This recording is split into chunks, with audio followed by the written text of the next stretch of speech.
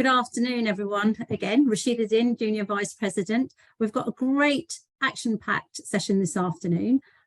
So how is this going to work? So we've got some keynote speakers from Just Getting By, a Young Women's Trust annual survey and panel session.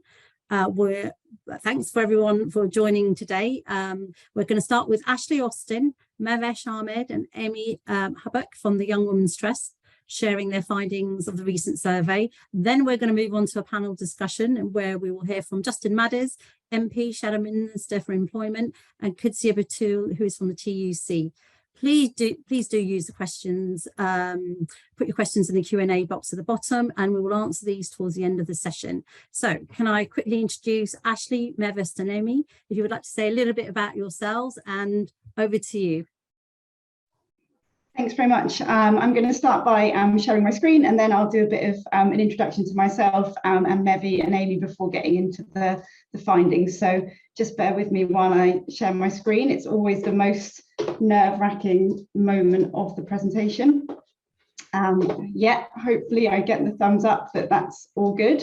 So yeah, thanks very much for inviting us to speak to you today. I'm Ashley and I'm the research lead at Young Women's Trust. And I'm joined today by Amy and Mevi, who are two of Young Women's Trust's peer researchers. And I'm just going to hand over now to Amy and Mevi to introduce themselves as well. So firstly, over to Amy to introduce yourself. Amazing, thanks so much. Hi everyone, so I'm Amy, I'm dialing in from South West Wales, and my involvement with Young Women's Trust has spanned over the last 2 years.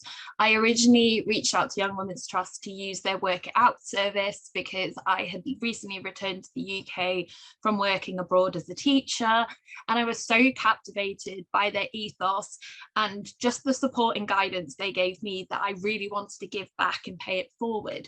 So I did that at first being an ambassador, and then I really wanted to raise awareness of the barriers that young women are facing, which led to me taking on this peer research role. How about you, Mevi? Hi everyone, lovely to be here today.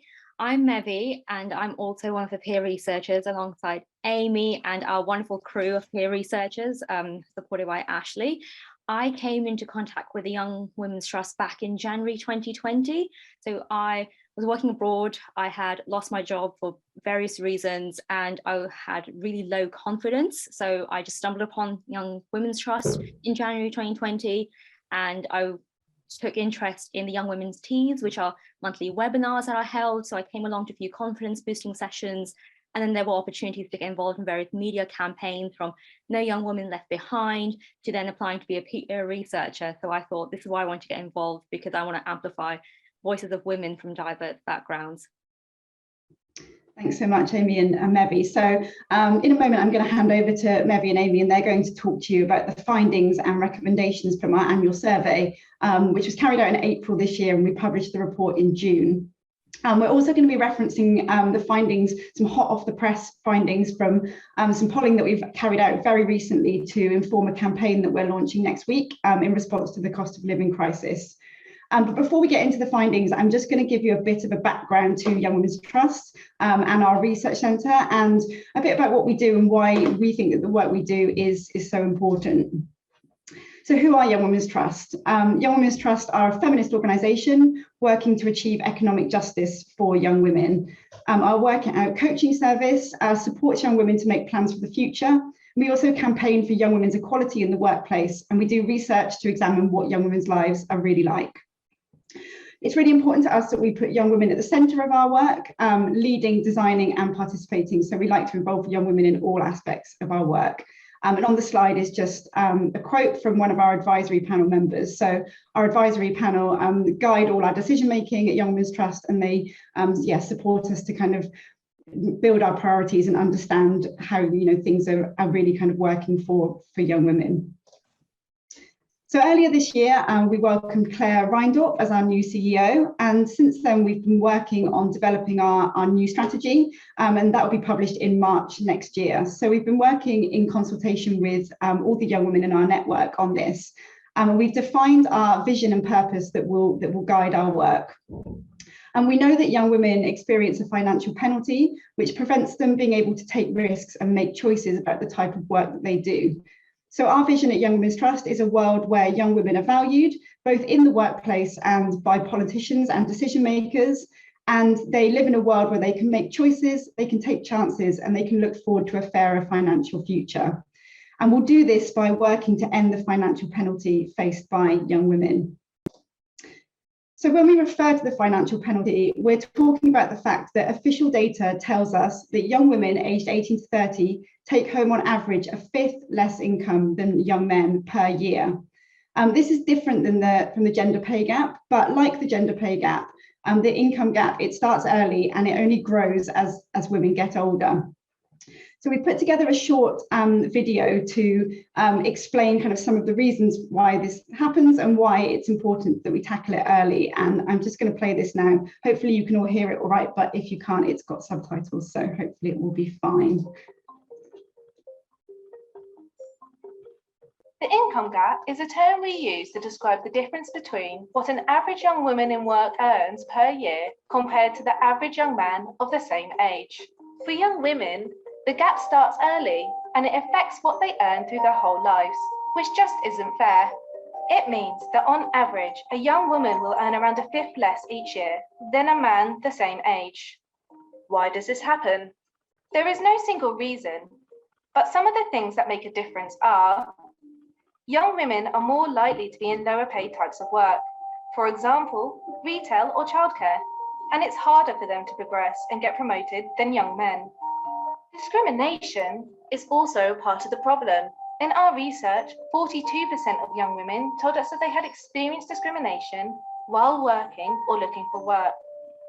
Young women are more likely to be doing unpaid caring work, like caring for their own children or younger brothers and sisters. And they're more likely to be in part-time jobs. All these factors mean that young women are struggling. They are surviving, not thriving.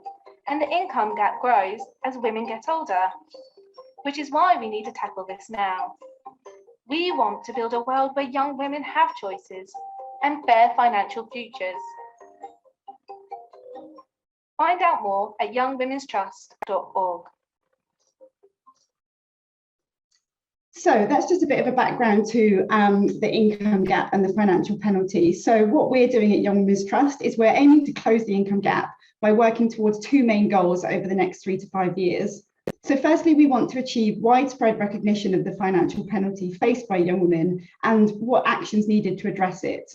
So young women in all of their diversity will be speaking up about the changes they want to see, and we want to ensure that they're visible and influential. We're also aiming for a more equal world of work, where unpaid work will be more valued and more equally distributed between young men and women, where there will be greater access to flexible and affordable childcare, and young women will have greater choices about what jobs they do, the sectors they work in, the hours they work, and better career progression. One of the ways that we're aiming to achieve these goals is through our Research Centre for Young Women's Economic Justice. So in our research centre, we train young women who lead peer research into the issues facing other young women. They explore the multiple barriers they face in their own lives and the lives of other young women whose voices are not heard by decision makers. Our approach combines peer research with statistics and data. So we're aiming to build a unique evidence base on young women's lives to call for the change that young women need to achieve economic justice. So we believe that as experts of their own experience, empowering young women to conduct research on the issues that concern them is really crucial to creating meaningful research which catalyses change. So just a bit of a background to our annual survey before we get into the findings. So every year at Young Women's Trust, we carry out an annual survey of young women and HR decision makers. And the aim of that is to track, understand, and highlight the economic injustices that young women face. So the survey aims to help us understand some of the challenges that young women are experiencing in relation to work and finances, the extent to which young women feel heard, represented, and supported by employers and those in power. And it also helps us to understand attitudes and behaviours towards young women in the workplace. So in this year's annual survey, which as I said was conducted back in April this year, we heard from just over 4,000 young women aged 18 to 30. And we also heard from a comparison group of just over 1,000 young men aged 18 to 30 as well. So we can see how things are kind of different for young men and for young women. We also surveyed 911 professionals with sole or joint responsibility for recruitment or HR decision making within their organisation. So as an organisation working for and with young women, in this presentation, we're going to be predominantly talking about the findings in relation to young women.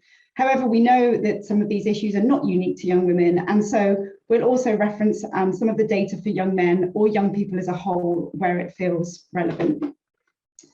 So I'm now going to pass over to Mevi and Amy to talk you through the findings. I'm just going to leave you with this quote from Sidra, one of our other peer researchers who wrote the forward from the report. And I think it just really kind of frames the kind of tone of the report and how kind of things are for young women in 2022.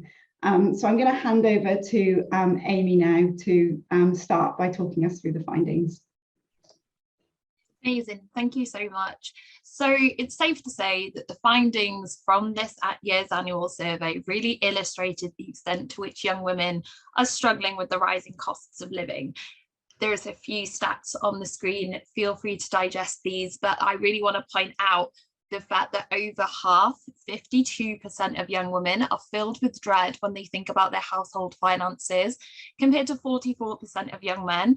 And this is really affecting their mental health. And 2 years ago, those percentages were around 50% less.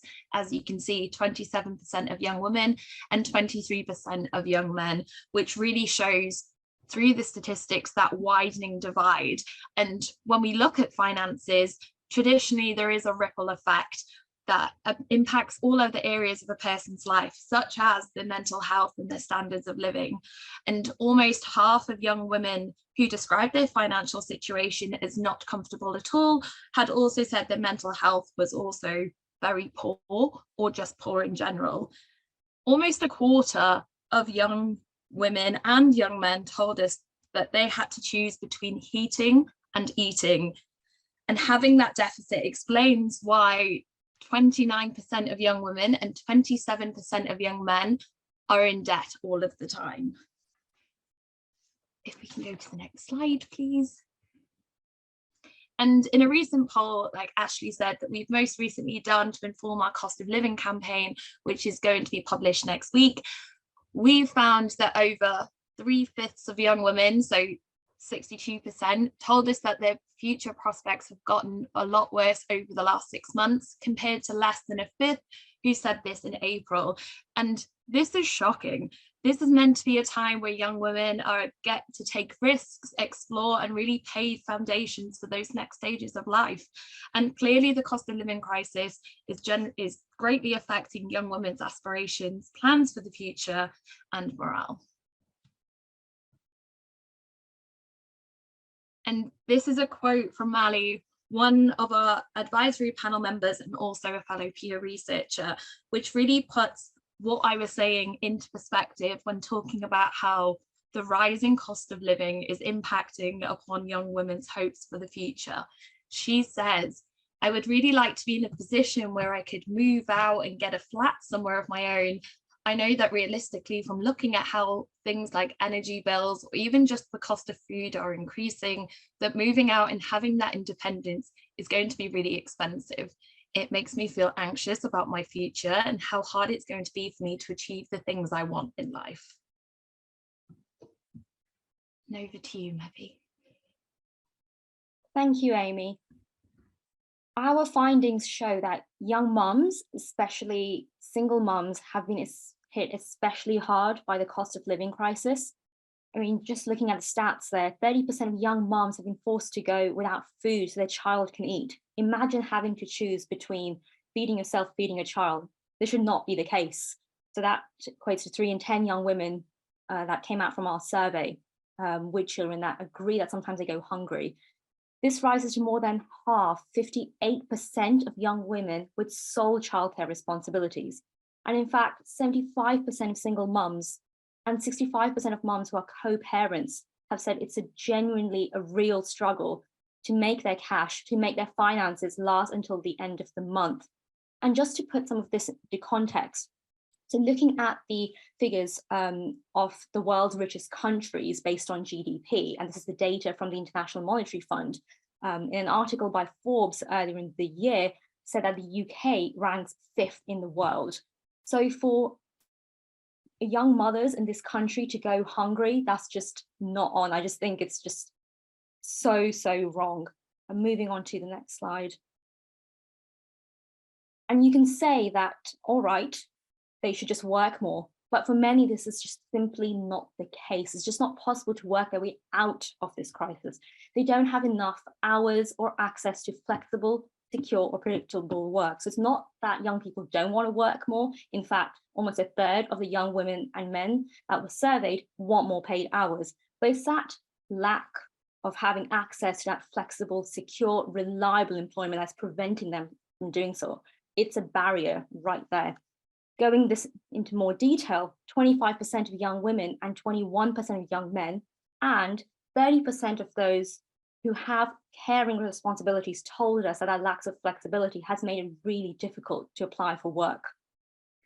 And looking at what the HR professionals and practitioners have said, well, 79% of the HR decision makers I took a survey told us that their organization offers flexible working. This is particularly highest in the third sector, where it's about 94% of organizations offer flexible working, compared to the education and hospitality sectors, which is slightly lowest. In the education sector, about 63%, and in the hospitality sector, about 66%. However, and this is what I found really interesting, almost a quarter of us told, almost a quarter of the HR professionals told us that they don't advertise flexible working options on the job descriptions, on the job adverts. So it's not that flexible working isn't there, it's just not being advertised. And those same HR practitioners told us that 60% offer flexible working from the first day of employment. Moving on to the next slide. This is where Taslima, who is an advisory panel member within the Young Women's Trust, clearly demonstrates the challenges that women with childcare responsibilities have when trying to access flexible employment. So I'll leave you here to read this quote, digest it in, and we'll give it a moment here before we move on to the next slide. The thing that really hit me in this quote was when Taslima talked about most employers can't discriminate face-to-face, but they do not want to take on the single parents or mothers to be as they have childcare responsibilities. So just let that land. Thank you so much, Ashley. So from a workplace perspective, and spoilers, this is where things could potentially be the most hard-hitting or heaviest, our survey also revealed that discrimination is still widespread. And like I said, there are many statistics there in front of you to read, but I'd like to draw your attention to the fact that almost 1/3 of HR decision makers were aware of women being discriminated against. And women are most likely to be discriminated against on their grounds of their age, appearance, mental health, or sex. And it just really hits home how so many of us champion and campaign for young women to thrive and become the best versions of themselves. But evidently, the system isn't working. The system is broken and change is so evidently needed. And it's damaging young women's prospects and well-being, especially how 33% of HR decision makers agree or strongly agreed that sexist behaviour still exists within their organisation.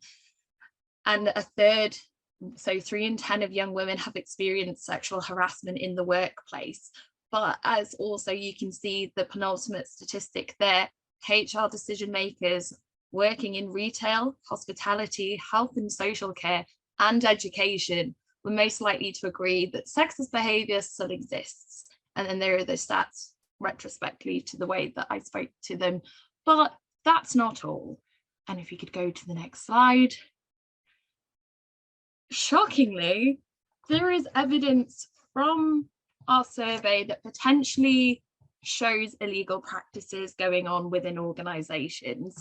And almost 1/4 of young women said they'd been paid less than male colleagues to do the same or similar work. And it doesn't make sense. And more than 1 in 10 HR decision makers also told us that they were aware of women being paid less than men, for jobs at the same level in their organisation. And 1 in 5 HR decision makers think men are more suited to senior management roles than women. And it just shows, like I said earlier, we work so hard to champion and allow women to thrive, and evidently seeing barriers like this in front of us only hits home how important the work that we do really is. And if you could go to the next slide. And over to you, Mevi. Thanks, Amy. As you can see, all of this is having an ability, and all of these factors is having an impact on young women's ability to progress in work and progress in employment further and improve their career chances. So do young men and young women get the same opportunities to progress in the organisation? Well, no. 3 in 10 of the young women from our survey told us that they disagree with that. In fact, only 56% of young women told us they have the support that they need to progress in their careers, compared to 64% of young men. Let's look at what HR say. Well, the survey from HR decision makers, they agree. It's harder for women to progress in their organizations than men. In fact, they offer specific development opportunities for women to progress, and this is more likely to be in third sector organizations, at a rate of 56% of development opportunities, compared to the education sector, which is a bit least likely at 39%. And if we look even further into the impact that all of this has had on women's behaviors in the workplace, 26% of HR decision makers think that young men are more confident than young women, and this rises to a third in the education sector, compared to 1 in 10 who think that young women are more confident. Over 35% of HR decision makers think that young men are more likely to ask for a pay rise than young women. And this is at almost half, 48% of HR decision makers that are working in the education sector. And this compares to just 8% who think young women are more likely to ask for a pay rise. Finally, over a third, that's about 34% of HR decision makers, think young men are also more likely to ask for a promotion than young women. And this compares to 1 in 10 HR decision makers thinking young women are more likely to ask for that promotion. Again, you can see in the education sector, this is a bit higher, where 46% of HR decision makers think that young men are more likely to ask for a promotion. So in summary, young men are more confident, more likely to ask for a pay rise, and more likely to ask for that promotion compared to young women. We already knew this, but now we have the evidence to back up these stats. Moving on to the next slide. So taking all of this into account, we're really highlighting the realities of the current society and working world for young women. And it makes logical sense that not only are young women struggling, but they don't have much faith in the government to respond to their needs. And over half, 55% of young women have no or very little trust in Rishi Sunak's new government to listen and respond to the needs of young women. And under a quarter agree that the government is committed to achieving equality for women. And yes, they want to have their say. And we could say that's great. It's a blessing in disguise. Women want this change and they want to make their voices heard, with 82% saying they would be likely to vote if there was a general election in the next year, and 77% think there should be an election right now. And what that means is that young women want change, but young women are not going to sit around and wait for change to fall into their lap. They want to make their voices heard. They want to highlight the realities of being a young woman in this day and age. We could go to the next slide, Mevi. So, what changes are needed? Well, we are pleased to see that in the autumn statement, the Chancellor has uprated benefits in line with inflation and increased the national living wage. However, those who are under 23 still receive a much lower national living and minimum wage. So we are calling for the national living wage to be extended to those under the age of 23. Secondly, we're also calling for improved pay gap reporting. We want to see the government expand the requirement for gender pay gap reporting so that it covers a broader range of employers and provides support for smaller organizations to increase reporting. We want this to go further. We want employers to be reporting more and more details within those pay gaps. This includes age band and ethnicity, so that we can see in detail what is going on there in addition to the current requirements. We also want childcare to get the attention it deserves. Childcare is a hugely important issue that was overlooked in the autumn statement. So we need to see a commitment to genuinely guaranteeing affordable childcare options that enables young women to work the hours they need to support them and their families. Over to Amy. And what are the changes that are needed? We need help to get into decent work, legislation for jobs to be flexible by default and advertised as such, allow young women to feel empowered and reassured that the job is the job that is advertised. There are no unexpected curveballs. There's no last minute changes, like you have to talk about your salary history or even other policies that weren't available from the initial recruitment phase. We don't want to leave women feeling trapped in these low paid jobs. And we also want support to get on in the workplace, more support for young women to progress and to end the sexism at work that is blocking young women from the opportunity they deserve. We need commitment. We need organisations to commit to equality, tackle discrimination head on, invest in training for better awareness and understanding on equality and diversity. Let that be shown in the policies to make the workplace more accessible and also more inclusive. And finally, but last but not least, listen to young women and involve them in decision making. So many decision makers are unaware of the realities or the impact that those decisions are having on young women in this day and age. And it's a demographic we don't know enough about. We are an unheard demographic. We need to make ourselves more visible for policy makers and decision makers. That so drastically needs to change. Thank you so much. I'm just going to, final slide to kind of wrap up. Thanks so much to Amy and Mevi for really bringing those findings to life. There's a huge amount of data there, and there's even more data in our full report, which is available on our website. Details are on the last slide there, and that has full details of all of our findings and our recommendations.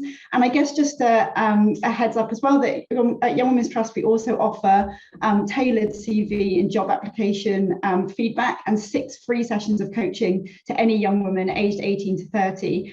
So I do urge anyone to take advantage of that, and you can find out more information about all our services and what we do at our website. So yeah, thanks again, and thanks so much for inviting us to speak and share these findings with you.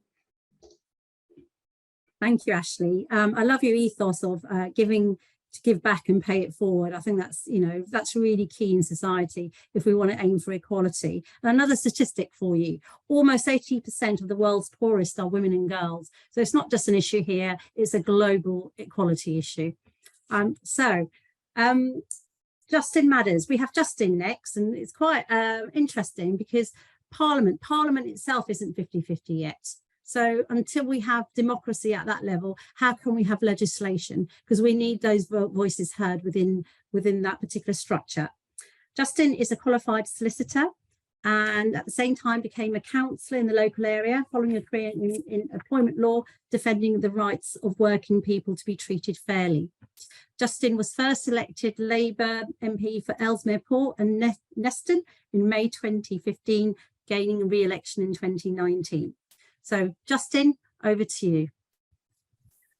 Yeah, thank you very much for that. I probably should just start by saying in the Labour Party we have over 50% representation of women in Parliament. So we have well done. Achieved that. Hopefully we will have many more Labour MPs after the next election, whenever that is. So first of all, I would like to thank Ashley, Mevi and Amy for that presentation. I thought that was really useful. I'd obviously read the written brief before, but you really presented it in a very, very clear and compelling way, I thought, actually. And clearly we can't be anything other than very troubled by the findings in there. I think that there are many challenges across the whole of society, but it's very clear that young women in particular are feeling that probably to a greater extent than some other sections. And I thought the statistic in terms of those people who were feeling the pressure on finances had leapt up tremendously in just a couple of years, which is probably what we would expect given where we are at the moment in terms of the economy and where we expect to be for the next couple of years. But I think probably the most troubling aspect of the report was the high proportion of HR managers who recognised there were problems in their organisation, but apparently seem to still let it happen. I think that shows there is a much greater problem than any one intervention can deal with. It probably is about culture and I think that there obviously is an unwillingness in some organisations to tackle these issues, and that definitely needs to change. So I think probably just sort of a reflection on what I've seen and heard today. Obviously, poor pay, discrimination, poor working conditions, lack of opportunities, particularly in respect to flexible working, are all things that we hear regularly, and we are pleased to be able to say that we've got plans to tackle a lot of this stuff with our employment rights green paper, which was launched last year. Obviously, it's not a panacea for everything, but it definitely recognises a lot of the issues that have been raised today. So I'll just talk about some of the things that we've got in the pipeline that we would want to implement, which will hopefully go some way to addressing some of the issues that you've raised. So the first thing, probably the biggest thing, which is not a very exciting thing to talk about because it's quite conceptually abstract, is sectoral collective bargaining, which if you're not familiar with that, is basically requiring each sector of the economy to agree a sort of basic set of terms and conditions between recognised trade unions and employers.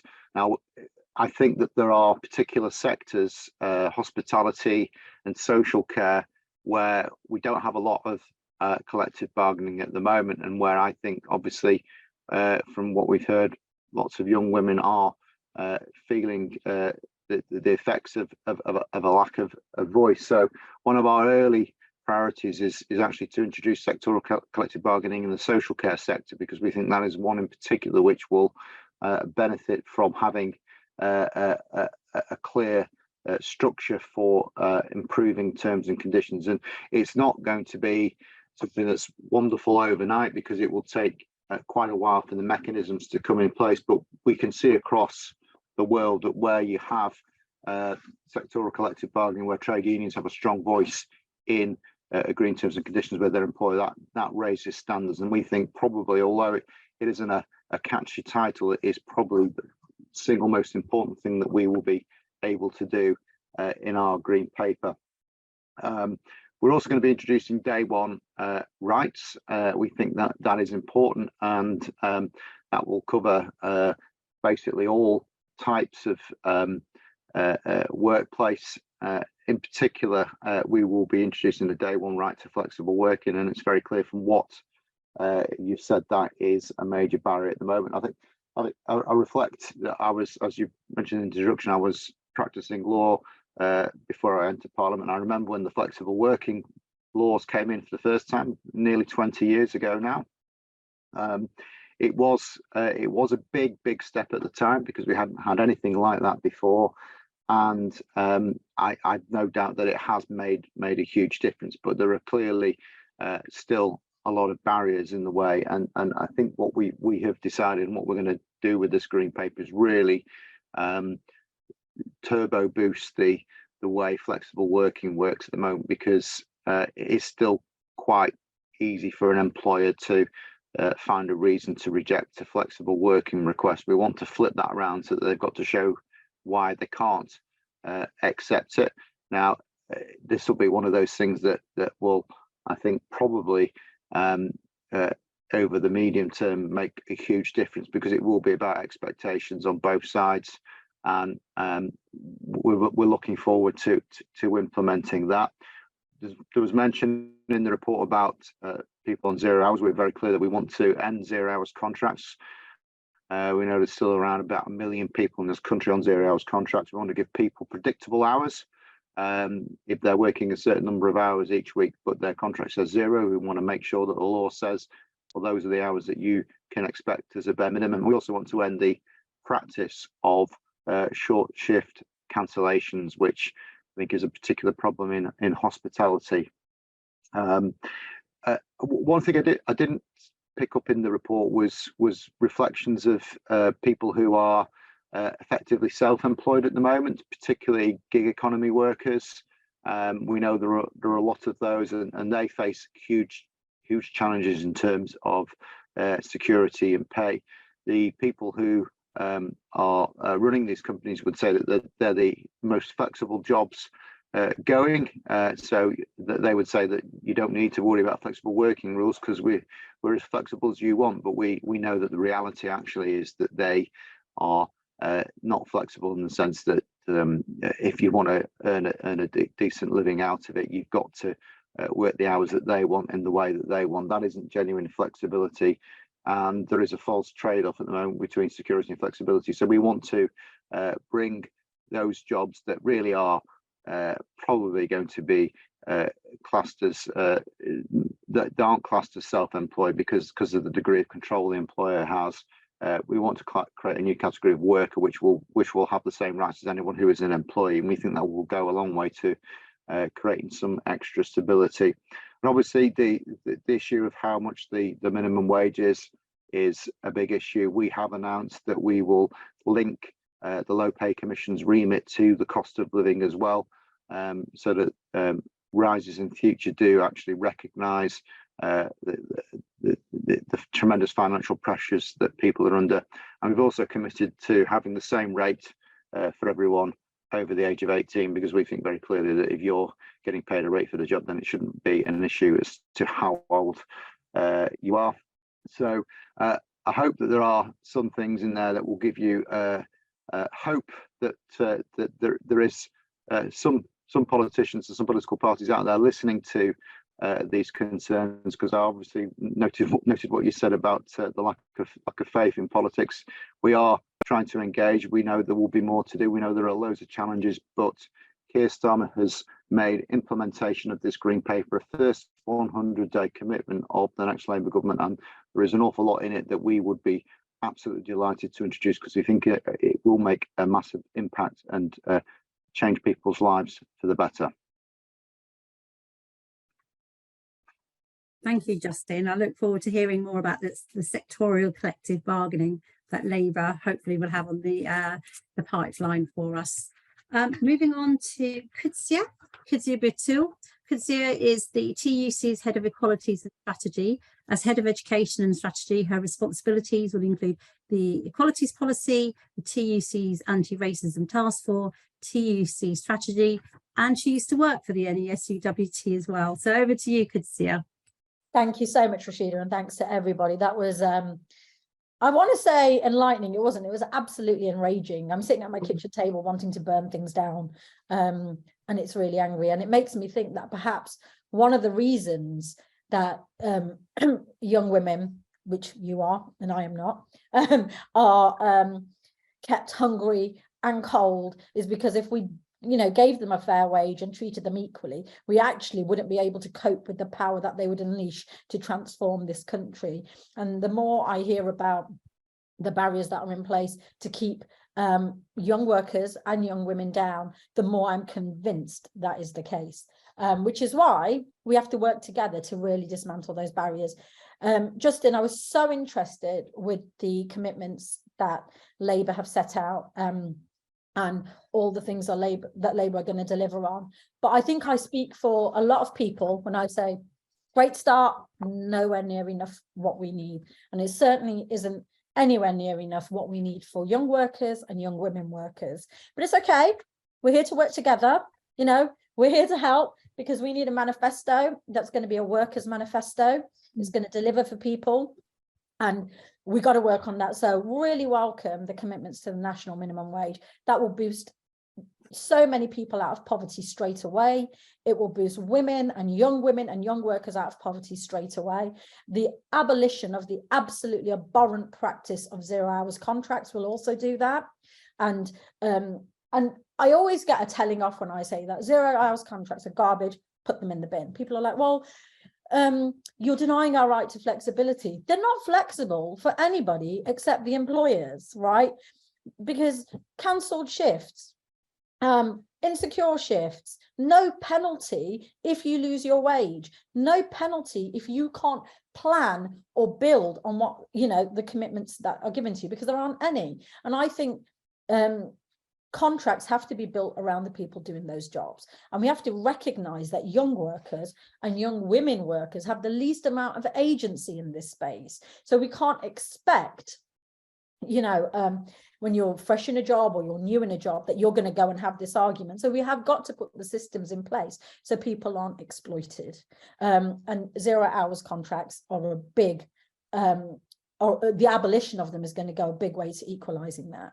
We also need to fix things like a broken sick pay system, which discriminates against people, it discriminates against young workers, a broken carer leave, parental leave full stop system, and it needs to be massively fixed.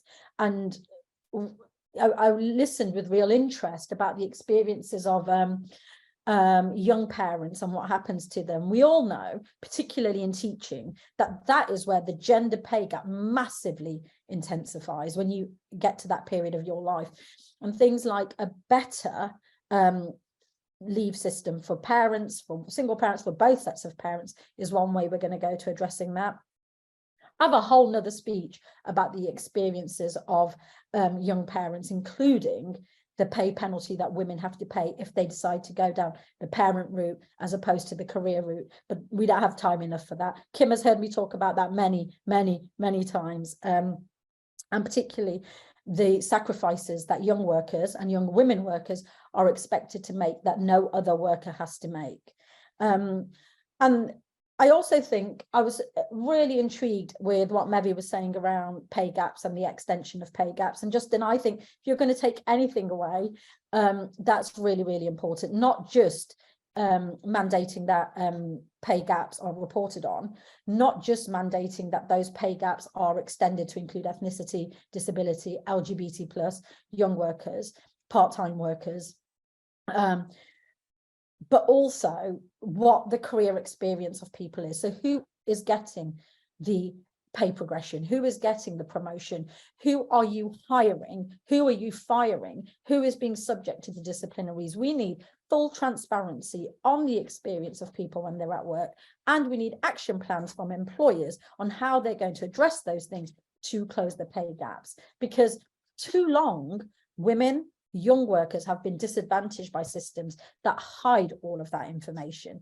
And I think we need some real commitments around the end of that. And also, absolutely agree with Mevi, we need to extend that to, so it isn't just big companies, it has to be everyone. And also we need those duties to go from the public sector into the private sector, because we know that that's where these jobs are, that's where women are in these jobs, that's where young workers are in these jobs.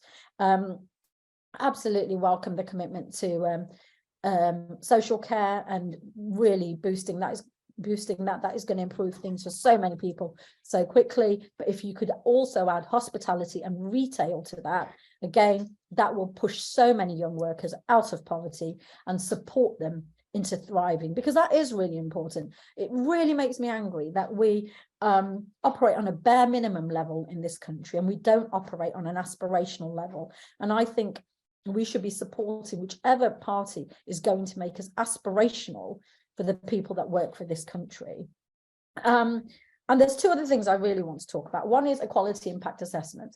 I don't care how good your policies are. I don't care how good the decision making is. If we're not going to equality impact assess how it impacts different groups of workers, then very often it's not worth the paper it is written on. We saw that during the pandemic. We saw the government, again, separate talk, but we saw the government make bad decision after bad decision after bad decision, made worse by the fact that those decisions weren't equality impact assessed. Therefore, women bearing the brunt of the crisis, Black workers bearing the brunt of the crisis, and the impact that we are still seeing now and will still see for a number of years. So we need to make sure that equality impact assessments are baked into decision making at government level and at employer level, because we're going to see that, of course, sickness absence policies discriminate against women. They need changing. We're going to see that flexible working and part-time policies discriminate against women and young workers, and they need changing. And we need to be honest about that by doing the work that it needs to make it fair. And I also want to talk really quickly about sexual harassment and harassment generally.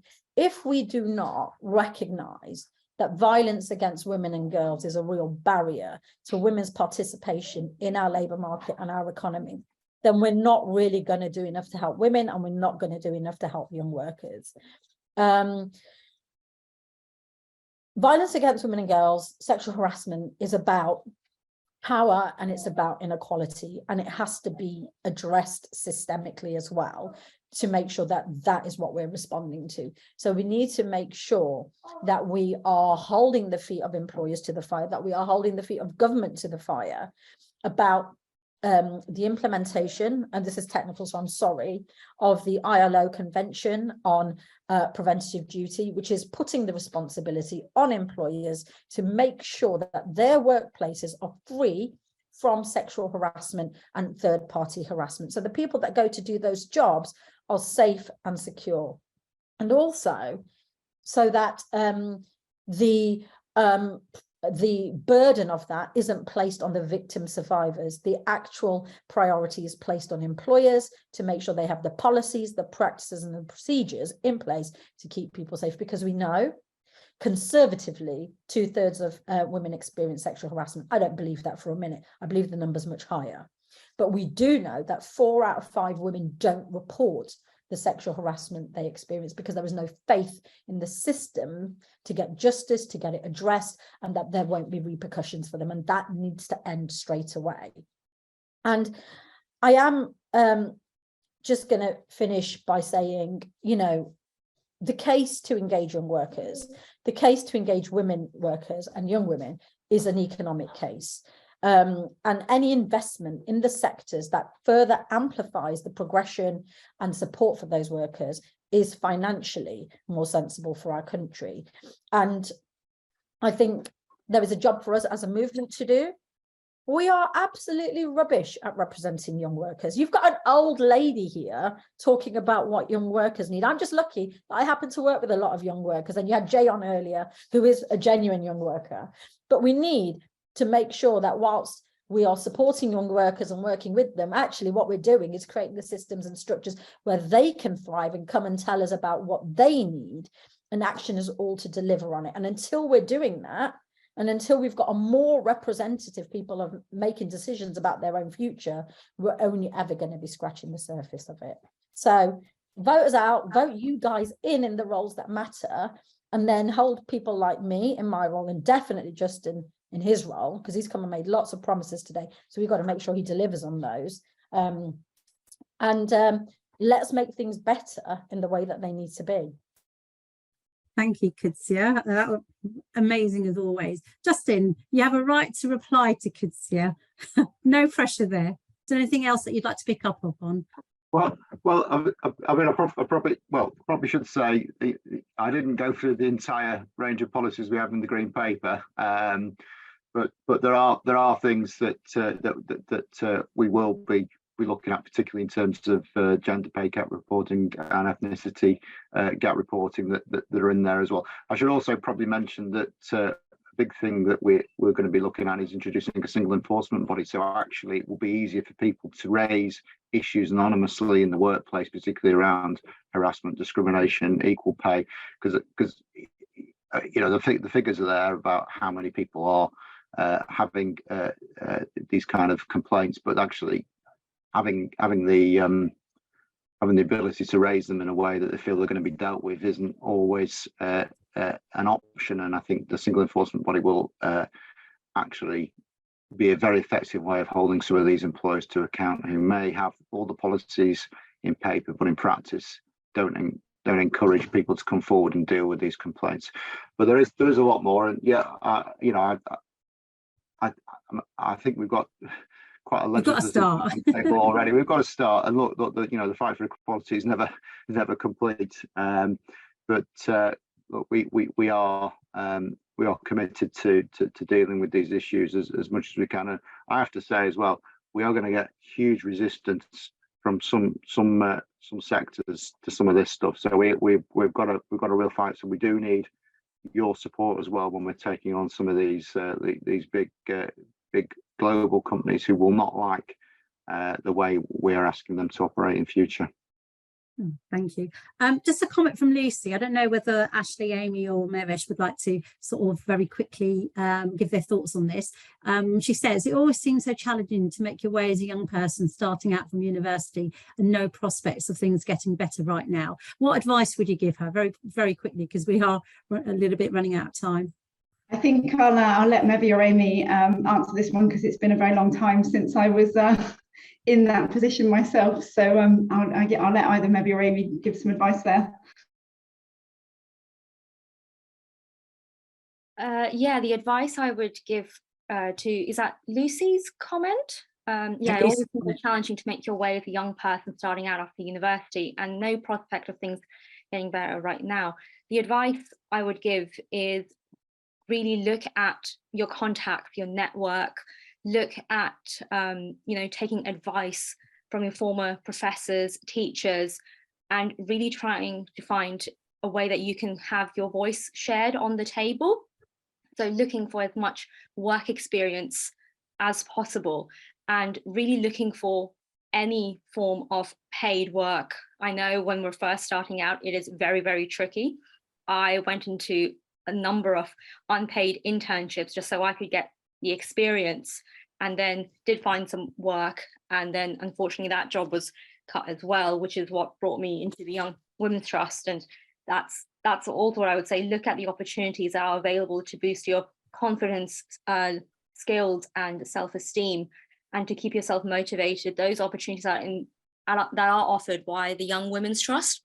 You can come along to our Young Women's Teas, join the Facebook group, and you can find a lot of coaching opportunities on there as well. We have our Work It Out coaching service. Yes, I'm giving a shout out to Young Women's Trust because they have been very supportive to me. This is not because I just want to, I've been told to say this is because I genuinely feel passionate about the Young Women's Trust, because I would not be here speaking to you all without the confidence I've regained from the trust.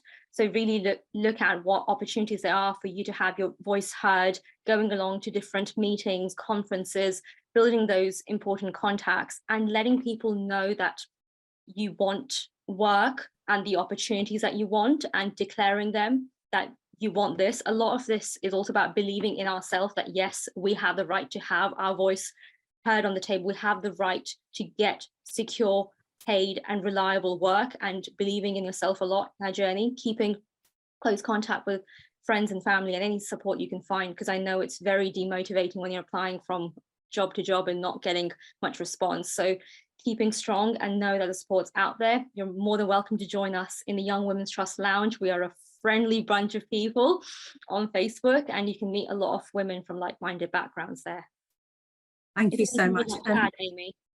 Just a very warm sort of thanks from myself to you, to Ashley, to Amy, to Mevesh. I mean, it's so inspiring to hear young women sort of leading the charge. And thank you, Justin. I know it's a really busy time in the Labour Party currently, with lots happening out in that political world, and could see you again. Thank you so much.